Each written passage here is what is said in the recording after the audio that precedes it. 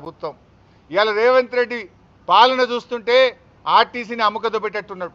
ఆర్టీసీని ప్రైవేటీకరణ చేసే కుట్ర కనబడతా ఉంది. ఈ ఎలక్ట్రిక్ బస్సుల పేరిట ఇక ఆర్టీసీలో హైదరాబాద్లో ఆర్టీసీ కార్మికుడు ఉండడు. ఎలక్ట్రిక్ బస్సు వస్తే డ్రైవర్ కూడా ప్రైవేటోడే, కండక్టర్ ఉండడు, కార్మికుడు ఉండడు, డిపోలు ఉండయి, అంతా అమ్మకదొబ్బుడే. మొత్తంగా ఆర్టీసీని ప్రైవేట్ పరం చేసే కుట్ర చేస్తుంది.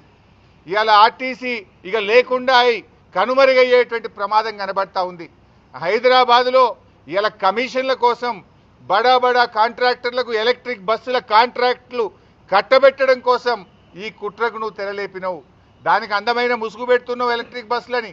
దాని వెనుక పెద్ద ఎత్తున అవినీతి జరుగుతూ ఉంది. బడా కాంట్రాక్టర్లకు ఎలక్ట్రిక్ బస్సులు కట్టబెట్టే కుట్ర జరుగుతూ ఉంది. ఇవాళ దాంట్లో భాగంగానే ఏం చేస్తుండు, ఎట్లా ఎలక్ట్రిక్ బస్సులే ఆర్టీసీ బస్సులు ఉండేవి కనుక ఉప్పల్ మియాపూర్లో ఉండేటువంటి వర్క్షాప్లను ఇలా అమ్మేస్తుండు రేవంత్ రెడ్డి. ఎన్నో ఏండ్ల చరిత్ర ఉన్న మియాపూర్ వర్క్షాప్, ఉప్పల్ వర్క్షాప్ రెండింటిని అమ్మకానికి పెట్టిండి ఇలా రేవంత్ రెడ్డి గారు. ఇవాళ జూబ్లీ బస్టాండ్తో సహా రాష్ట్రంలో ఉండే అనేక బస్టాండ్లను రేవంత్ రెడ్డి ప్రభుత్వం హడ్కోలో కుదబెట్టి 1500 కోట్ల అప్పు తెచ్చిండు. అంటే బస్టాండ్లేమో కుదబెడతావు, వర్క్షాప్లేమో అమ్మకదొబ్బుతావు, ఇక ఒక్క ఆర్టీసీ బస్సు కొనవు. ఉన్న బస్సులన్నీ ప్రైవేట్ కాంట్రాక్టర్లకు ఇచ్చి కిలోమీటర్కు 59 రూపాయలు కట్టబెట్టే కుట్ర చేస్తూ ఉన్నావు. నువ్వు